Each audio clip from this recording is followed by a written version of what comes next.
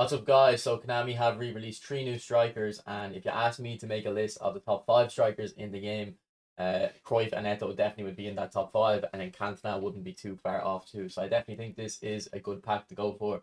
So today we're going to look at the builds, what skills to put on them, and then I've used all 3 of these cards, so I'm going to give you my thoughts on them.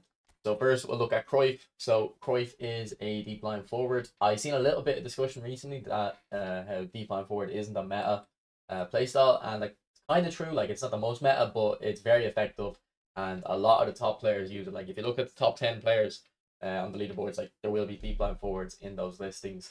So I think don't worry about deep line forward. If you're someone who hasn't got much experience with it, you probably just haven't got a player that's really good with the play role. So for Cryuff, the build we're going to look at is this one here. So he's got 8 shooting, 3 passing, 8 dribbling, 9 dexterity, and 10 lower body strength. But we did put a shooting booster on to give him the +1, because then we get the 9 kick and power. You can also go for like free kick taking or anything that gives kick and power. That's really the main thing you're looking for here. Now, because I've already done training guides on these guys, I'm not going to spend too long on it. If we look at the skills for Cryuff, I would recommend putting double touch and soul control on him to get that ball roll with the flip flap. I'd also go for first time shot. And then you've got 3 skills left. You've got 2 slots and then 3 skill recommendations. So you can go for Fighting Spirit. Fighting Spirit is just really good because it helps when your player's under pressure. So if there's defenders near him, he'll be less kind of affected by them. Long range shooting might help, just because sometimes the striker, you're shooting on the edge of the box, and it'll give a little bit of an extra boost. And then acrobatic finishing for those off balance shots. Now, I probably would sacrifice long range shooting if I had to pick there, just because that the balance is 93, and in my eyes, if your balance is 95 based on using Blitzkrieg or Messi, you don't really need acrobatic finishing. But I haven't really tested with like 93 balance, and I don't really want to change the build too much from this point. So I'd probably sacrifice long range shooting and then put it off with acrobatic finishing and fighting spirit. But this guy is probably one of the best players in the game, and I'm considering going for this pack just because I've always said, like, I've never really regretted not going for a player. Like, I don't really care, and I don't really regret not going for Cryuff, because it's not that serious, the game. Like, you know, you can still have fun without him. But if there was one player that I always said I kind of wish I went for, it would have been this Cryuff here, because he's so well rounded, and that phenomenal pass skill that he has, it's a good skill, but I think it's even better in the kind of forward areas where you're kind of more likely to be off balance and stuff. So definitely a very good player is this Cryuff. So usually when I see phenomenal pass on a player, I usually also recommend weighted pass to complement it, and it is effective, but I don't think it needs to go on Cryuff for 2 main reasons. One, simply that the other skills probably are more important, but secondly, for the weighted pass, it's usually for the lofted type of passes, especially kind of early crosses or chipped through balls. And I don't see Cryuff playing that type of pass too much. Like, from my experience, the kind of 2 examples that I'm basing this off are the phenomenal pass Pedri, and especially the phenomenal pass Bernardo Silva when I play on right wing. Because when those 2 are in those areas of the pitch, like the kind of diagonal ball is usually on, and once I put weighted pass onto Bernardo Silva, I noticed they were a lot more effective. So if you just kind of remember that, I usually recommend weighted pass on phenomenal pass players. That's why I didn't recommend it on this Cryuff. So this is the build I would go for. You can see that if we take the boosters off, we're getting the 85 plus on all the dribbling stats. The finishing is going to take us to 95. And then we've got 90 kick and power 2 and 80 balance. So the thing about Etoo is, the reason Etoo is so good is because he has 80 curl. And nowadays, that's not that rare on a goal poacher. They definitely kind of upgraded the cards back in the day, even if we just go back to an OG Etoo.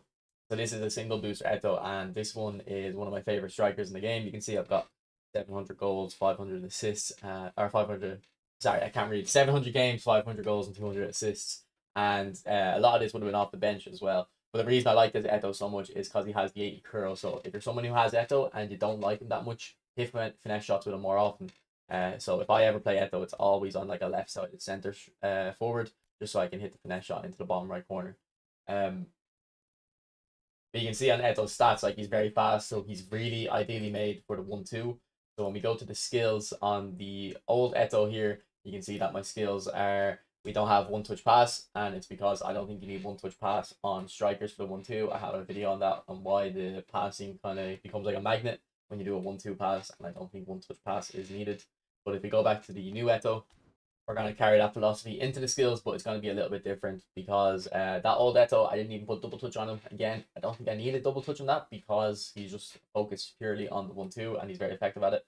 But because this one starts with double touch and soul control, I'd give him flip flap just so he can do the ball roll. And like I said, with Cryuff, he'll be able to hit it on either foot very easily. Now, he doesn't have very high weak foot, but with that double touch shot, it doesn't really matter too much.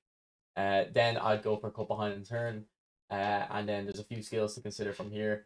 So you can go for aerial, long range shooting, true passing, and fighting spirit. So if I had to pick, I would probably go for true passing, fighting spirit, and then you have to choose between aerial and long range shooting. It really depends on if you think you're going to be shooting on the edge of the box with them or not. Because I do think the aerial is very useful, not to score headers with, but just when you have a goal kick or the ball with your defenders. If you play that long ball up to Etoo, you actually can win it quite often with the aerial superiority. So I'd probably lean towards aerial superiority instead. Maybe actually, if you're someone who doesn't understand how effective cut behind and turn is, you go for long range shooting instead of that. But I do hope to have a video on cut behind and turn uploaded this weekend. But definitely a very good card. And then if we move on to the last one, I actually have Eric Cantona's version, so we can just look at him in game. He is a really fun card and very effective, particularly at the first time shot. So I uploaded a player review of him, so I'll link it at the end of the video. You should definitely watch it if you want to understand what type of moves this card will make for you in game. But you can see his stats are very well rounded. He's got like great finishing. He's getting all the +3 boosts. He's got the passing for it as well, all the dribbling. On the acceleration, I don't know if it matters too much. I think mainly we're just trying to get that 85 attacking awareness, and he's got really good 91 kicking power, good physical. And then if we just look at his balance, it has 71 or 79 there, so 81 in game, which isn't that high. But I do mention in my review, it didn't really feel low at all. Like this guy was a great dribbler, and it might have been because he was a momentum dribbling card. Now for the skills, I'd go for definitely flip flap, soul control, cut behind and turn, and acrobatic finishing. I don't think the scissors feint is completely necessary. It's definitely effective, but I don't think it's necessary. So instead, I would probably go for aerial superiority.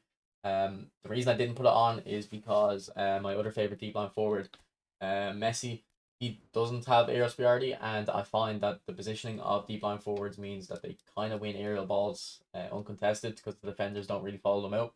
I didn't put it on Cantona, and I don't really miss it. Like you can see, his goal record's pretty good for me, and towards the end, like he wouldn't have been as much of a starter, more off the bench. So it's not like he's going to be bad without aerial superiority, but I do think I'd rather it than this is just faint. But definitely a very good pack, even though they're re-release cards. I think I might go for it because it's just a really good value all around. Obviously, I don't need Cantona, but Cryuff and Etoo are very strong. I'll have a think about it. But I'm particularly interested in Cryuff. So let me know if you guys are going to be going for this pack or not. And I'll... oh, actually, let me just check what the booster was on Cantona. I'm sure you can see it. But just in case. So the second booster I put on was Striker's Instinct. And there's the build again. But yeah, anyway, let me know your thoughts. Bye.